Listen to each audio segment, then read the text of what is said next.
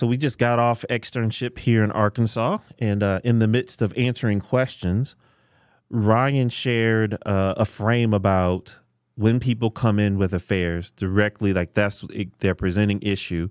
And it was a frame I'm like, this is really helpful, Ryan.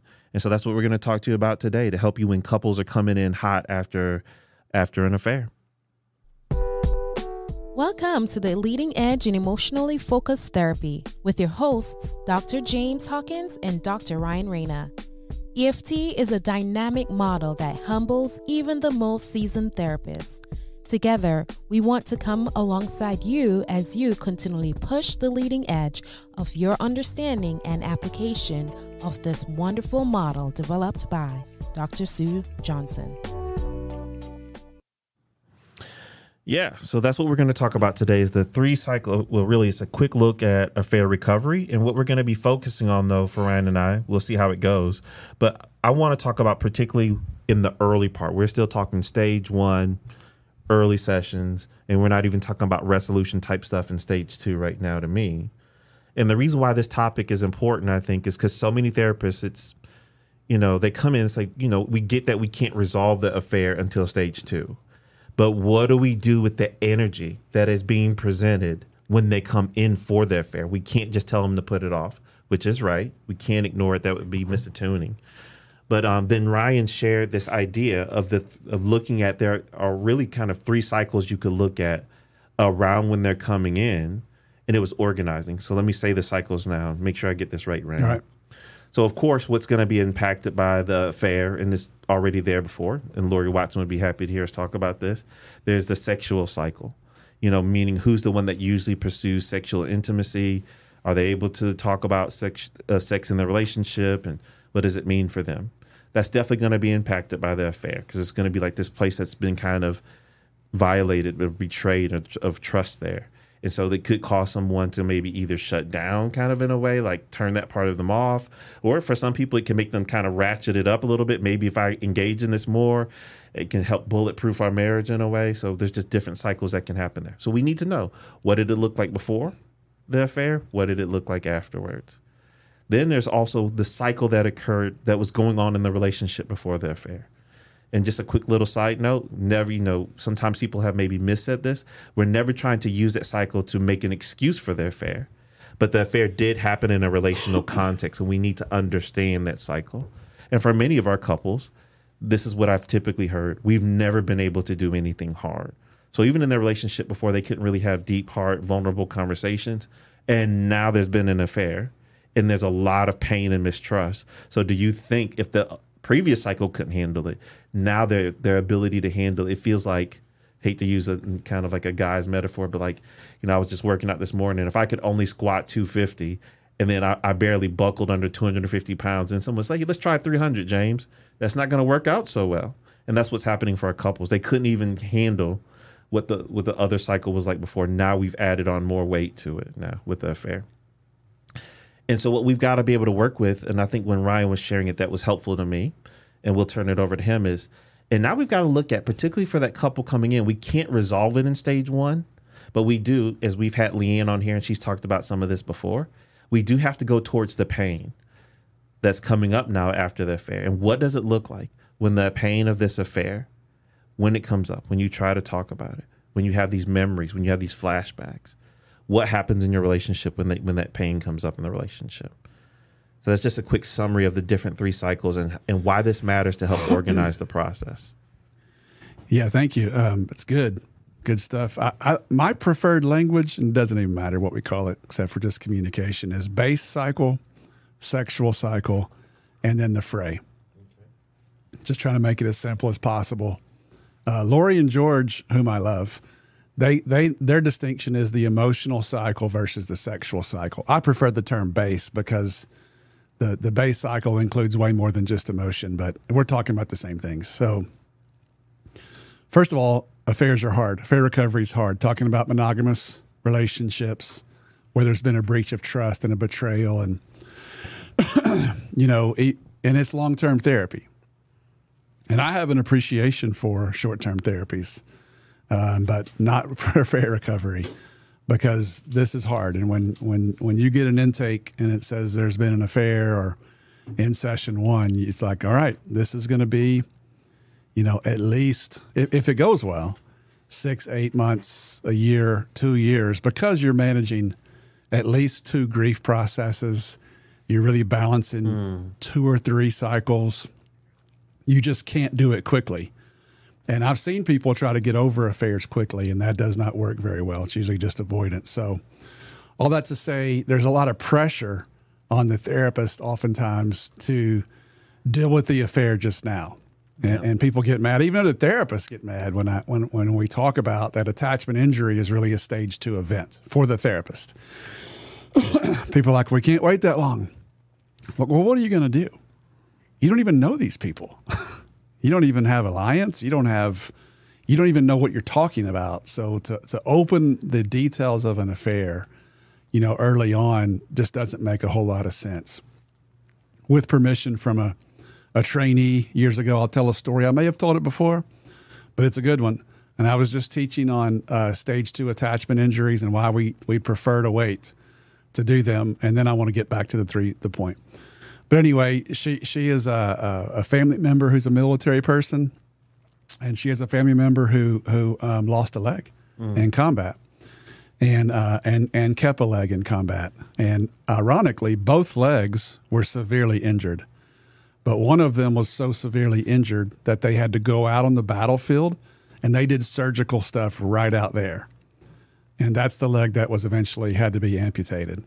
The other one, they were able to stabilize it long enough, and I think they flew to Germany and had the surgery in a surgery room, and they were able to save that leg. So that was her metaphor, and I'm like, can I use that? She's like, yes. It's a great metaphor. You start trying to open attachment injuries before you've stabilized the cycle, a lot of bad stuff can happen. And sometimes it just happens, and you just do the best you can. But as a rule, trying to open details of an affair, if you ever open all the details, doing it early on, even if that's what a client wants, usually it's a pursuer or the betrayed party. I want you to know that there's danger there. You don't even know what you're dealing with. And what are you going to say anyway if they go through all the details of the affair? So backing up a little bit, it's a great idea to think about 3 cycles: their base cycle, their sexual cycle, and their fray. And then there's one of those 3 is where we really have to enter. So a hard one here. And there's a lot of people who specialize in affair recovery, and I wouldn't say that I'm one of them, but I have taught it for years. Even long before I was EFT, I taught affair recovery in graduate school. But I don't know. I don't think that's really, I would not consider that an area of specific expertise per se. Anyway, so a really common question that people are buzzing over is, why did this happen? Whose fault is this? And it's really sort of a trap situation for the therapist. So, I was mentored by a person who said, I'll just say to people, look, both of you have some responsibility in how the relationship got sick. You are 100% responsible for your choice. And I do find people kind of look at you and kind of shrug their shoulders and go, yeah, I guess that's right. And so that base cycle, is important to unpack at least a little bit. Can you take a minute and help me understand how your relationship was before this all happened? I don't want to suggest that affairs happen because needs weren't being met. I think that's a common cultural idea. It's oversimplified. Mm-hmm. There's a lot of reasons affairs happen. There's sexual reasons. There's emotional reasons. There's childhood trauma reasons. There's all kinds of reasons that people step out of a relationship. So it's not as simple as, well, if all your needs were being met, you wouldn't have cheated. That's not true. But it is important to know what was going on and what was missing. Were we able to repair our bond very often? Most of the time, the answer is no. Mm-hmm. We had things blocking our bond. We need to unpack that in that base cycle work before the affair. Then the sexual cycle. Sometimes there's not a ton of things in the sexual cycle. Most of the time there is. And once again, you can get way too linear and be like, oh, well, you weren't getting your sexual needs met at home, so that's why you went out. Way oversimplified. I don't think that's very accurate, but it is important to know. Was someone being turned down a lot? Did both of us stop initiating? How'd that cycle go? Who was the sexual pursuer? Who was the sexual withdrawer? Did the pursuer burn out? Did the withdrawer lean out? What those two cycles give us really important context attachment wise to make sense of what happened before we start to address the affair, whatever way we're going to do it. But the bottom line is you have to enter in the third cycle.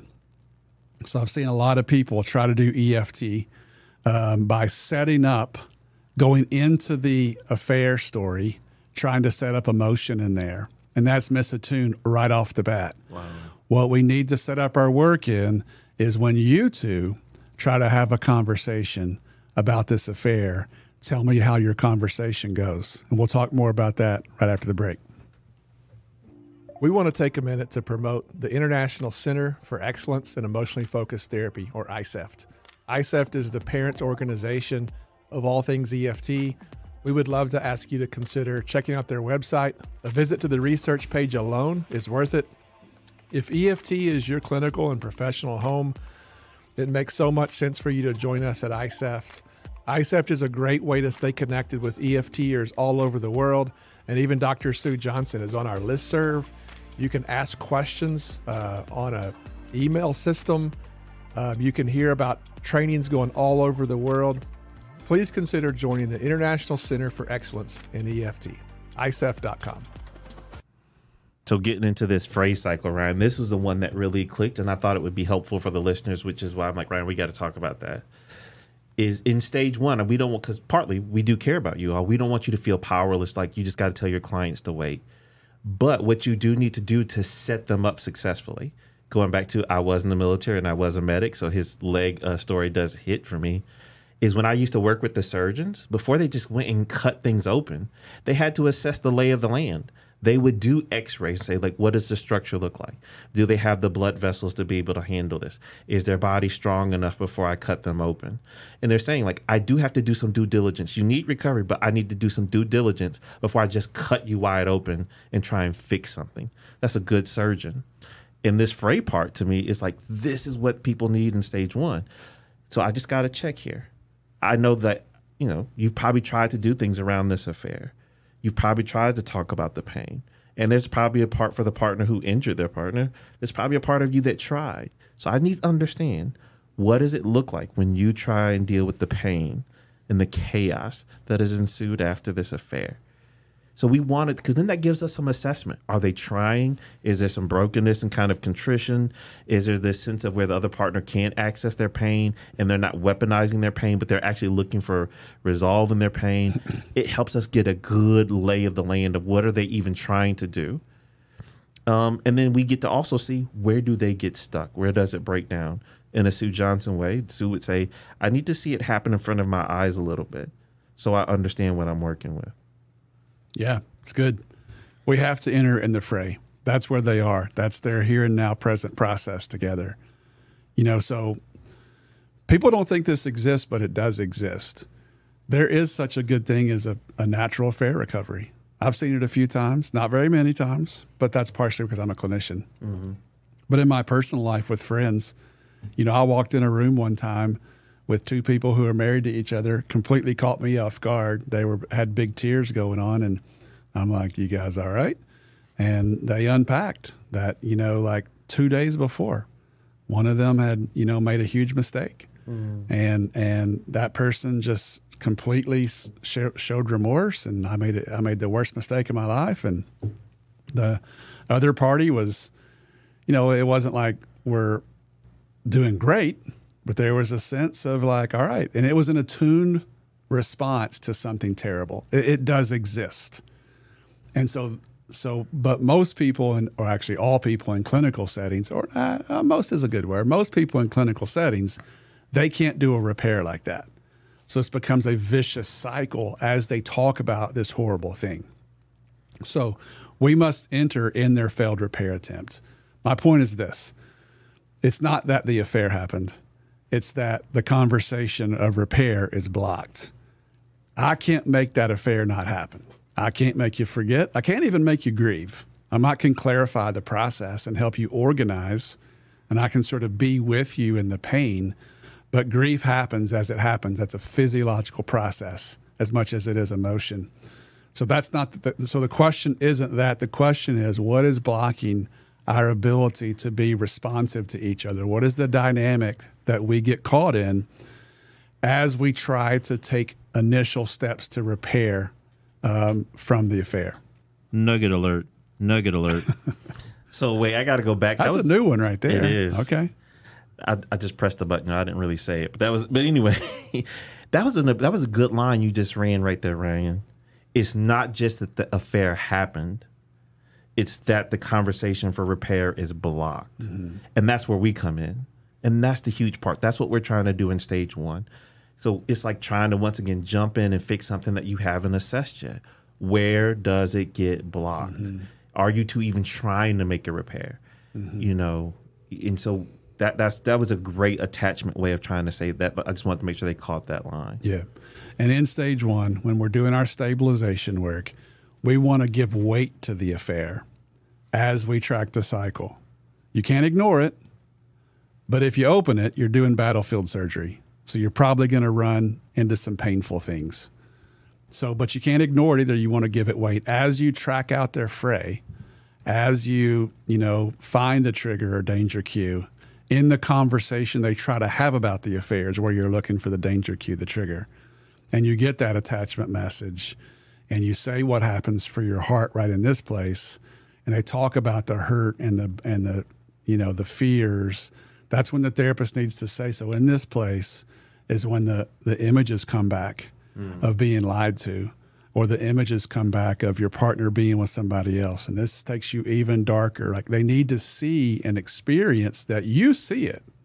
Otherwise, if I ignore it too much, I'm going to cue their body to come give me more details and more anxiety, which actually increases the cycle. So we want to give it weight without opening it. So catch what Ryan did there, because that's the thing I think some people maybe have misheard or maybe whatever. But we can't ignore and pretend like it's not there. That would be a huge danger signal for the person who's been injured, because it's like maybe their partner struggles to acknowledge it. Now, if the therapist doesn't acknowledge it, then I'm really alone. But catch what Ryan did. He didn't try and solve it. He's letting them know, I do see. So when it does come in, this is the reality you live with now. This is a hard thing. And that he keeps giving it like, I know it's there. I see it. I'm helping you with it. And so that I just wanted you to catch that distinction. He's giving life to it, and it almost gives their brain some permission. Oh, I don't have to be the one that's hypervigilant to make sure I keep it out there. My therapist is helping me do some of it. Okay, I can trust the process a little bit more. Yes, and we just, you got to kind of free yourself from the other 2 cycles. I see therapists trying to do all 3 at once, and it creates even more chaos in a situation that's already chaotic. We want to let that base cycle and that sexual cycle kind of sit to the side as we enter to the fray, so that we can later affect the other 2 cycles. So it's part of the assessment, but then we're really trying to affect those other 2 as we enter at the fray level. Which is very congruent with Bowlby's theory of attachment, right? Like when he even talks about the 5 kind of systems of attachment, the sexual and like filial, all those, they cannot be accessed when there's a huge fear cue that's going on. The body's going to privilege the thing that makes it afraid. So this is very congruent with attachment theory to say, like, if they keep failing in their repair attempts, we can't try and necessarily just go in and solve the sexual cycle or even go back and repair that old cycle that was going on before the affair. We've got to go towards their failed repair attempts after the affair. Right. And I every time I teach this, I have to tell this story because it was such a seminal piece for me. And I'll just, as I tell the story, I've changed like 15 details. But it'll make the point. And credit to Jim Furrow here, who's one of the smartest people I know, one of the best people I know as well. And he was doing a training somewhere years ago, and it was an affair recovery training. And long story short, a really bad affair had happened. I don't mean that in a judgmental way, meaning it was just, there's just factors that make some of them worse than others. One, the person who cheated didn't tell. They were exposed by someone else, which doesn't help. There was a lot of lies. The affair took place in the bedroom of the couple. I mean, just some really painful places at work with one. I mean, just all kinds of variables that made this really difficult. So here's what's interesting. On the surface, the couple was able to do a lot of really good things, but they were stuck. And Jim just did a beautiful job of Tango 1, which we often say on this show is the hardest, maybe the most important part of this, is maintaining focus, Tango 1 and 2. So Tango 1, reflecting present process. What is the present process? It would have been super easy to go chase any of those horrifically emotional, attachment-rich aspects of the story. And they all would have been mistakes. They would have been behind or in front of where these people actually are. So here's where Jim unpacks for them, and it was a career changer for me. I'm sure Jim listens to every episode, so how you doing, Jim? Unlikely. No, but bottom line is their present process was this. The person who had the affair had tons of remorse. They really did. And it was noticeable in this session. It's really beautiful. So much so that this person would meet their partner who was the betrayed one at their car and escort them in and have dinner made and bought flowers literally every day. And it was a beautiful gesture. And I'm thinking, that sounds pretty good. What are we missing? And so this person would show all this remorse. And so the betrayed partner would take in those gestures. And I'm like, that sounds pretty good too. What are we missing? It's the right question. We're looking for the fray, right? So where does this fail? Where does this get blocked? So as this person would do all these really kind gestures and show remorse, the betrayed party would start to feel safer and start to feel closer to their partner whom they loved. But grief is a truth teller. So as they would start to get a little closer, it was just early on in the process, even the closeness would trigger her memories of betrayal. So it would activate her grief.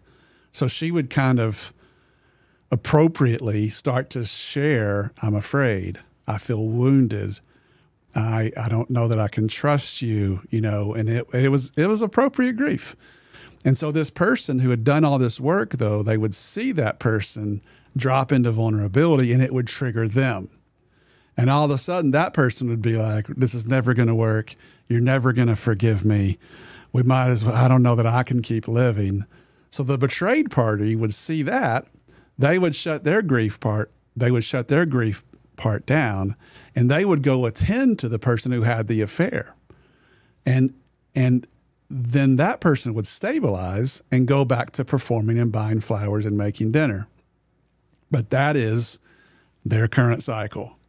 So what we have is these pockets of grief that we've never been able to remove, and they become tumor-like because there's a failed repair attempt cycle that they get stuck into. And so as Jim tracked that out, we started having small enactments about that conversation, not the big picture stuff about the relationship, the base cycle, or the details of the affair. And that's when traction began to take. Right. And that's a good example, by the way. I hope y'all catch the cycle Ryan just laid out there, because I'm sure many of us might have that couple.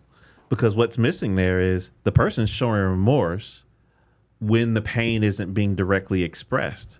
And part of the recovery process has to be, after an affair, that the person who does need to be able to vulnerably and authentically express their pain. And when they're in their pain, that's when the person needs to move towards them with comfort in it. And so that's the missing ingredient that was happening there. And they were getting stuck, and they didn't know how to do it. And so they would just kind of back out to like a secondary cycle in a way. Mm-hmm. And what we know about attachment injury is it has two key points.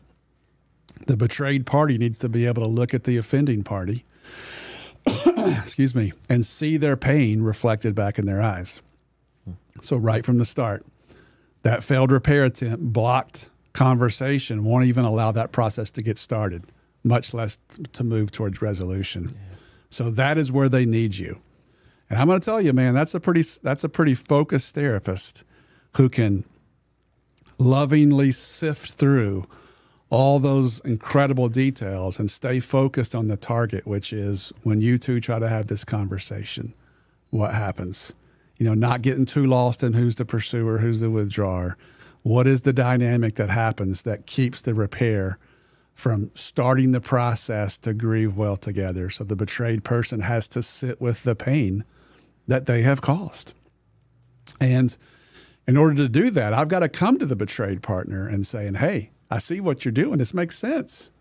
It's a way of how much this matters to you. Mm-hmm. And you so want this not to be your story. You so want this to redeem this and to be trusted again. That is a beautiful part of you. I just need you to also know the cycle's twisting this. And what it says is, your partner shouldn't feel this, and your partner can't do their grief work and heal and recover and rebuild trust with you later on, because they've got to come take care of you. So then what the cycle wants to do is forever have the story of you. And so in our very effort to make pain stop now, what we're doing is we're sending it for the next 20 years. So I guess for me, I'm trying to come alongside you and help us go through some hard things for a short time. So this is not the story of who we are forever. So that is a really key reframe and reset for the person who did the betraying, because they're people too. And we all make mistakes, and they're just as worthy of love. Just because they've done something wrong doesn't mean they are something bad. And yet if you just tell them that, doesn't do a lot of good. But if I can join them in their fray, now we got a chance to start to get some traction. Does that make sense? Yes, it does. And I don't know if that's all right. Are we good for starting going for a summary now? Yeah. So I want to make this clear, because I think this is such a big thing for our field. Because that many times this is how our couples are going to come to us after something really horrific has happened. And they're like, okay, we've put this off long enough and we have to do something now. So to be able to come in and have these 3 cycles, the base cycle, the sexual cycle, and the fray cycle, and get a good assessment on that early on and let them know, like, hey, this is really important. And before we go in, and I'm going to go towards the affair, I'm holding that, but I need to be really clear before we go in and start trying to do deep surgery for a moment to know where all the brokenness is. So we can just properly hold this for you too. I love your metaphors, by the way. I think medical metaphors are helpful. Mm-hmm. Most people understand, hey, I hear you. You need surgery. I need x-rays. I need MRIs. Mm-hmm. I got to slow this down. Lab work. If you guys are still going 100 miles an hour, we're going to make things worse. Can I buy some time here and let me get oriented to you, to get to know you before we do this? Like, just being explicit can be helpful. And take that away. That is a practical. In this part, you need to be explicit with both of them. One, the person who had the affair. If you're not talking about it, like trying to fix it right away, they need the reason, why should I trust you? Right. Then also the other person on the other side that did this, like, what are you doing? Are you about to blast me? So so if you can be explicit, it helps them hold a little bit. Like, okay, you got a plan here. I'll go with you. And then it makes some sense. You're right. Like, yeah, we have tried to do that and it hasn't worked. Mm-hmm. So I'm working on your behalf. I know that you've been hurt. I'm working on your behalf. And also for you, I'm working on your behalf, because I don't want to just go here and cut open and then cause more pain and hurt than already what your affair has already caused. So that's one part. So assessment, being explicit with the process, and just understanding the base cycle, the sexual cycle. But then, I like what Ryan brought in, is now let's get clear on the fray. Because it also assumes a positive intent. We assume that you have been trying, and that you, even in your best efforts. So one, it earns trust with both partners. And you know what? That's going to be hard for them, maybe. I shouldn't say hard. They might even realize that the other person has been trying in their own way.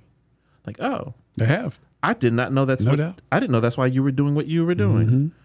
I only thought you were doing this because you thought I was a horrible jerk and I was going to always have to be in this position all the time. I didn't know that was your way of trying to solve it, or trying to fight for us. Mm-hmm. Or I just thought you didn't care and it was too much for you and you were just looking out for yourself. I didn't know that there was any way you were trying to, in a sense, protect us. There you go. So reflecting those attachment functions, once again, is key. And by the way, I shouldn't assume that people have listened. This may be the first one you've ever listened to. You may have found us on Facebook yesterday. So we've used the term fray pretty liberally here. We have a previous episode. Do you know what episode that is? I don't know right now. Fray just stands for failed repair attempt. Yet again. So what keeps a relationship from repairing is your first entry into where your clients need you. So we have a previous episode on this. If you're an EFTer, Tango 1 is reflect the present process.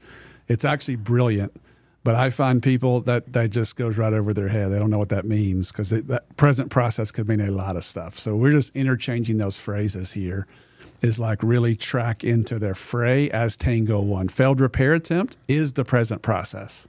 Mm-hmm. This is our leading edge of how far we've been able to get closer towards a repair, and therefore this is where we're blocked. So the fray is this lovely X-ray into what's keeping the blood from circulating, so to speak, to the bond. Yep.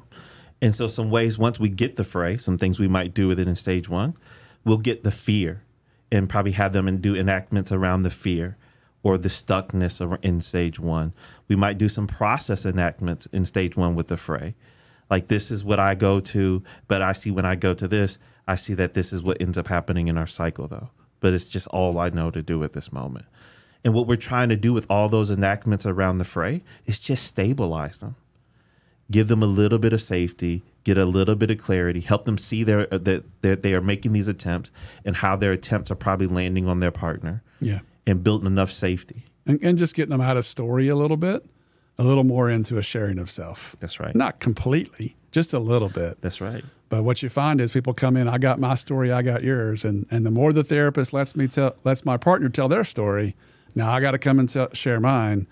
And I've only had maybe 20 or 30 people walk out of my session my whole career, which is almost 25 years, but about half of them were affair recovery. And they're just like, I can't hear this. Yeah. Now, on either side. And so, you really want to jump into that fray and keep some focus. And I like that, saying that, Ryan. And we are getting them to do some vulnerability a little bit at a safe dose, though, right now, because we have to build them up to get them ready for what's going to happen in stage two when we fully do lean into it.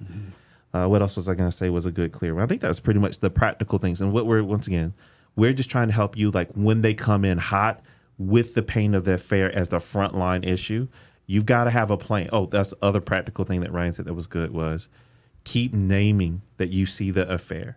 Make it clear, make it explicit. I know we can't go and solve it, but I see right now that these images keep coming back up for you. Even when there's good things that happen, this memories just come back and haunt you. I know. I see this is hard. This is real hard. I don't know. I'll just add one more piece because when I have this talk, people are like, can you just give me a little bit of look of what happens next? So let me just do the 2-minute version. Do it. So let's say that and I'm totally just spitballing these numbers, but just to kind of give a little bit of a vision. Let's say that we hang in there for those first 10 or 12 sessions, 15 sessions of stabilization over the fray of an affair. And each side has done 15, 16 successful enactments. How bad I feel when I remember what happened. How bad I feel when I imagine that look on your face when you found out, right? And it is okay for that person to comfort the other party who is guilty, as long as it doesn't function to diminish their grief story. And for sure, we want to have the betrayed party to see and as much as they can respond to the impact of the betrayal. Let's say that 15, 16 enactments on each side, and they come back in and say, hey, we're better. We're better. This has been the first time. It's been 22 weeks or whatever since the affair happened. This is the first week we've had where it's only come up twice. Normally, we were fighting about it 9 times a day. This week it's been better. We had a bad night, but we had a good date, and they start to report improvement. Right. And you can start to make little tests for de-escalation. We've talked about that on previous episodes, and they start to seem like they're de-escalated. The next move might be, I like Sue's point about setting up a platform, and you might just say, hey, I wonder if it's time, guys, to go through what happened that day. And here's what and why. So betraying partner, you deserve, again, to not have this be the story of who you are. And you deserve the rest of your partner, who I think in some ways is stuck in that car where they found out that day, right? And so you in some ways have lived with half of your partner, and you deserve to have this, and you deserve this not to be the story the rest of your life. That's why we're doing this. I'm not opening this to make you feel bad. And to the other partner, I want you to know, I'm not doing this to try to trigger you, to make you feel bad, to try to bring up the past. I really believe there's parts of you that might be still stuck in that car where you got that Instagram message that someone found out about this. And of course, you would have to sort of separate yourself a little bit just to survive that. I wonder if we could all three go back and find you. So if it's okay, everybody good with that? So it's a safety platform. You've redone informed consent before we now open the affair. And that would be not so much the details of the sexual act, but rather the details of when that person found out. So if it's okay, I want to come into the Toyota Corolla with you, and you two are in the front seat and I'm in the back, and I just want to make sense of this. So walk me through how you got that message. What did you see? What did you hear? Now we're queuing up. We're activating the responses that before we were stabilizing. And then we're going to do an EFT to that. And we're going to have them enact and respond over and over and over until we restructure a restructuring of at least 2 of those 3 cycles with deeper enactments. That's just a quick, it's not exhaustive, but just a quick look at where we're going and why we're set up the way we are in stage 1. So 3 quick announcements. I feel like now we need to have Sue come on and talk about her safety platform. Yep. But also we need to see if Toyota would be a sponsor for us. No. But here is a real announcement I do have. So the next couple episodes you're going to hear from Ryan and I are all generated by you, the listener. And we've got a board here in the studio, James's office, and it's got a list. We're going to try and get some, we're going to talk about EFIT, using process reflections in EFT, tempo. Somebody asked about getting clearer about the O in tempo and how that works. Someone talked about stage 1. I think we covered a little bit of some of what they asked about in stage 1. This one came directly from D. Aaron in New Orleans, so shout out D. Aaron. But he wanted to know, like, when couples come in stage 1 with a lot of pain, what do we do in the early, particularly like even in session 1? He was really, what do you do when like the reactivity hits the room in session 1? And then the dilemmas, getting clear on how to do dilemma work with a pursuer and how do you run the dilemma with the withdrawer. And then what's another one? What do you do when you have a withdrawal cycle couple? So I'm excited about those topics coming up. And if you have any other ones you'd like to share, go to our Facebook page or Instagram and share them with us. I got one more announcement. Uh-oh. We're going to have the first ever leading edge training in person. I can't believe I almost forgot that. And you're all invited. It's going to be the second week of November of 2023. So it's coming up pretty quickly. So the second week in November 2023, it's going to be in Dallas. Mm-hmm. And we'll put more details on our show notes, but we'd love to have you. If you want to jump in with us, the first leading edge training, the leading edge after core skills. That's right. Is what we're calling that. And what it's going to be on the specific topic, what we're going to do in those 2 days is how to navigate the changes in emotional reactivity throughout the session. So when couples are kind of open and more vulnerable in a softer spot, how do you work with that? Finish the mission. But also when they're reactivity, how do you adjust to that? And so Ryan and I are just going to do little small teaches, but it's going to be repetition after repetition. And so once again, that'll be the 10th through the 11th of November in Dallas. So come have some fun with us in Dallas. You'll have both Ryan and I at the same time. That doesn't happen too often. So anyway, look forward to seeing you there. Thank you for listening. We hope this experience helps you push the leading edge in your work to help people connect with themselves and with each other. Please subscribe to our podcast and leave us a 5-star review. You can contact us at pushtheleadingedge@gmail.com, and you can follow us on our Facebook page at Push the Leading Edge. You can follow Ryan on Facebook at Ryan Rana Professional Training and on his website, ryanranatraining.com. You can follow James on Facebook and Instagram at dochawklpc. You can also check out his website, dochawklpc.com.